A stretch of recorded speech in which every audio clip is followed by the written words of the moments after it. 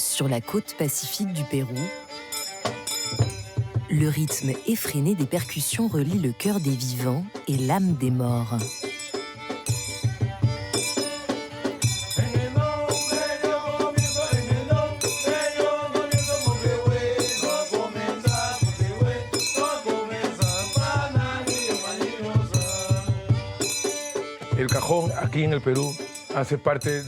Ici, au Pérou, le carón est de toutes les fêtes, les petites, les grandes, les fêtes populaires, mais aussi les réunions de famille comme aujourd'hui. Le carón est pour moi un symbole de résistance. C'est l'instrument qui représente l'identité du Pérou et celle des Afro-Péruviens. Inventé par les esclaves africains dans la noirceur de la colonisation, le carón, cette caisse en bois frappée par la paume de la main, est depuis le XVIIIe siècle le porte-voix des souffrances de la communauté afro-péruvienne.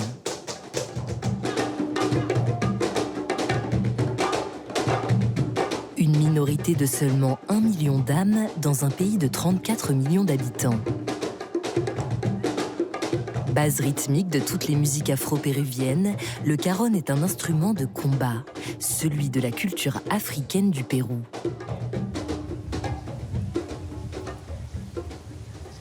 L'histoire du carón commence dans la douleur des plantations.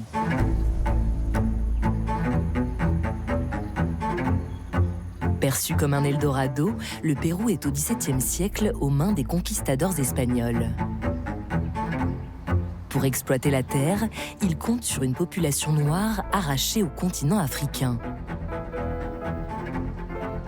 Les façades baroques de l'Hacienda San José gardent la mémoire des esclaves qui ont sué ici sang et eau.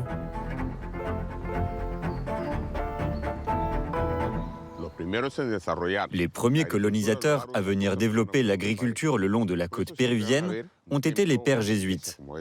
C'est pourquoi l'on voit souvent une église à côté de la demeure seigneuriale, comme ici, dans cette hacienda.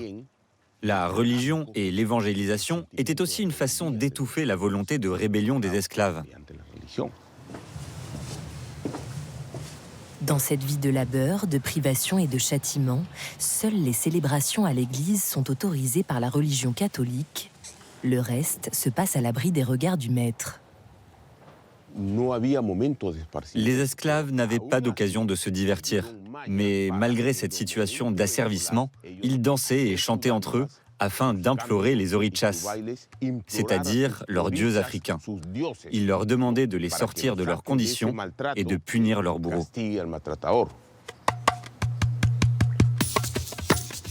Considérés comme païens et séditieux par l'Inquisition, les tambours sont interdits. Les esclaves inventent alors au milieu d'un quotidien harassant des instruments pour accompagner leurs danses et leurs chants de consolation.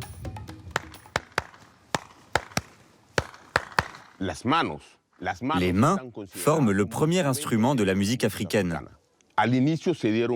Ensuite, les esclaves ont eu l'idée ingénieuse de produire des sons avec ce qu'ils avaient sous la main, des chaises et même des ustensiles de cuisine comme les cuillères. Ils ont détourné aussi des caisses en bois utilisées pour transporter différents produits, tels que les pommes de terre et les fruits. Et ils ont commencé à fabriquer un instrument, d'abord un peu grossier, avec un mélange de différents bois. Ce serait ça, l'origine du carón péruvien. Durant 3 siècles de colonisation espagnole, les esclaves et leurs descendants sont contraints de quitter leurs croyances et d'adopter la religion catholique.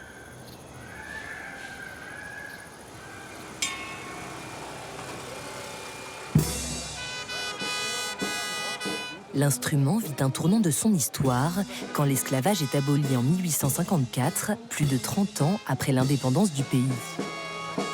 De nombreux esclaves quittent alors les plantations pour trouver du travail en ville. Des figures de saints d'origines africaines apparaissent dans ce Pérou à la croisée des mondes.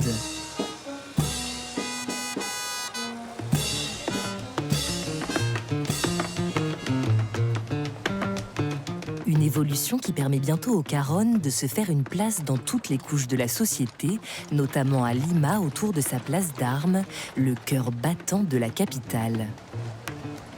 La présence de descendants d'Africains a été importante à Lima. Si l'on fait le compte, ils représentaient à peu près plus de la moitié de la population totale de Lima. La ville offrait de nombreuses opportunités. Même en tant qu'Africains asservis, pauvres, considérés comme des nègres, c'était le terme de l'époque, il y avait des moyens de s'en sortir. La musique est l'une des échappatoires et celui qui ne porte pas encore le nom de Caron fait son entrée dans les salons des anciens maîtres.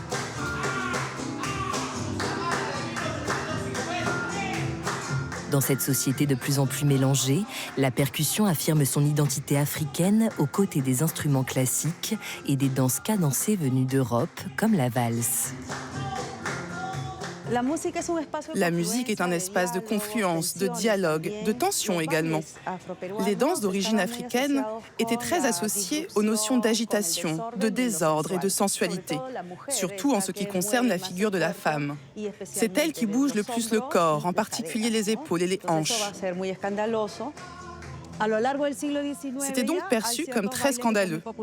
Tout au long du XIXe siècle, certaines danses étaient très populaires et traversaient toutes les couches de la société, comme la sama cueca, qui s'est répandue chez les riches comme chez les pauvres. Mais dans les milieux populaires, on mettait davantage l'accent sur la percussion, ce qui permet au corps et surtout aux hanches de bouger encore plus.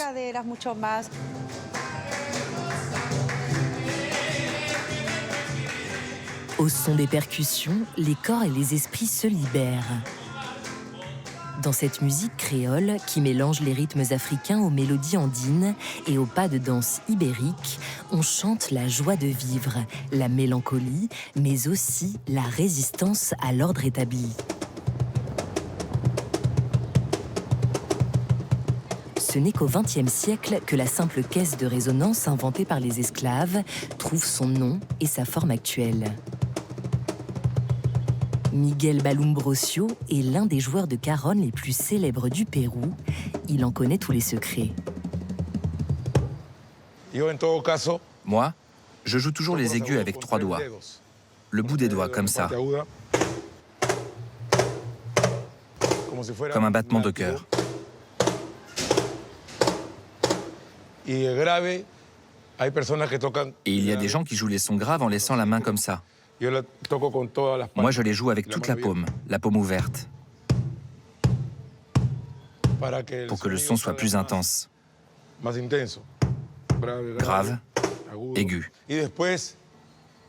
Ensuite, pour obtenir d'autres sons, je fais ça avec le talon.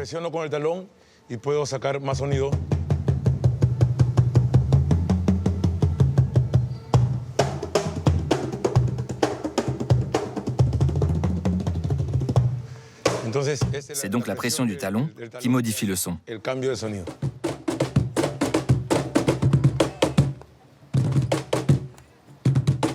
Indissociable des carnavals et des fêtes, le Caron devient un instrument de revendication.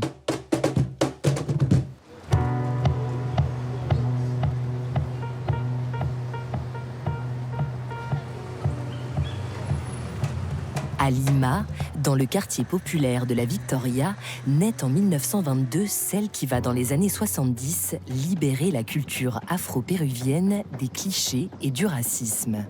10 ans après l'assassinat de Martin Luther King et le point levé des athlètes afro-américains aux Jeux Olympiques de Mexico en 1968, l'artiste et activiste Victoria Santa Cruz s'inscrit dans un combat qui ébranle tout le continent américain.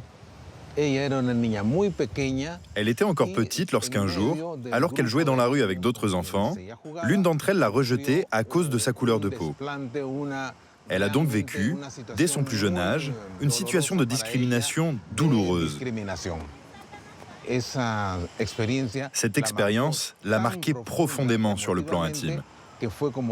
Et cela a sans doute été le moteur de sa créativité tout au long de sa vie. Ce traumatisme, Victoria Santa Cruz en fait une œuvre manifeste, des mots qui claquent sur le battement du carón. Ce poème, intitulé Me gritaron negra, Ils m'ont crié négresse, et publié en 1978, contribue à faire de la militante une icône du Black Power. Tenía 7 años apenas 7 años. ¿Qué 7 años? No llegaba a 5 siquiera.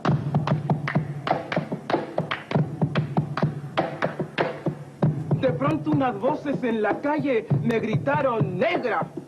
¡Negra! ¡Negra! ¡Negra! ¡Negra! ¡Negra! ¡Negra! ¡Negra! ¿Soy acaso negra? Me dije. ¡Sí! ¿Qué cosa es ser negra? ¡Negra! Yo no sabía la triste verdad que aquello escondía. ¡Negra! Y me sentí negra. ¡Negra! Le poème parle de l'affront qu'elle a vécu à cause de sa couleur de peau. Cela l'a terriblement blessée. Et malgré tout, elle a décidé de se lever, de réagir et de faire de sa couleur un atout très précieux. Et à partir de là, elle va la revendiquer pour elle-même, mais aussi pour les autres. Au début, sa couleur noire l'a fait souffrir, mais elle a réussi à en faire un instrument de libération. Pour elle, le rythme est un instrument destiné à approfondir la quête de soi. Un instrument qui lui permet d'exprimer ce qu'elle a au plus profond d'elle-même. En présence du carón, sa performance devient plus puissante et expressive. Le carón est un soutien rythmique pour les mots de Victoria.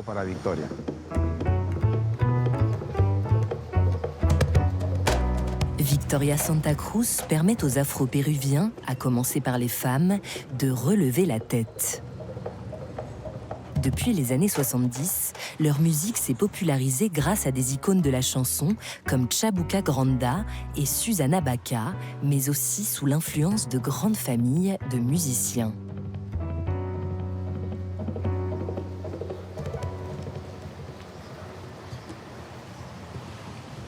À 200 km au sud de Lima, la petite ville d'El Carmen vit à l'unisson de cette percussion apprise dès le plus jeune âge.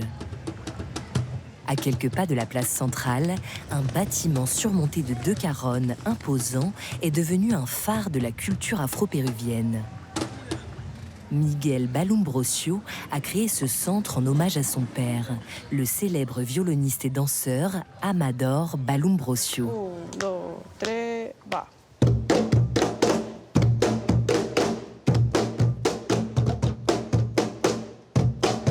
Aujourd'hui, le lieu est ouvert à tous et propose gratuitement des ateliers aux enfants en difficulté. Alma est l'une des rares femmes à enseigner le carón. Quand je joue, je ressens beaucoup de choses, surtout du bien-être.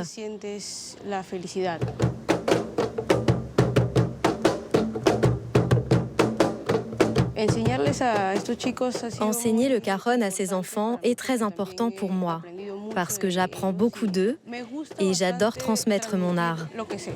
Le carón me permet aussi de rester connectée à mes ancêtres.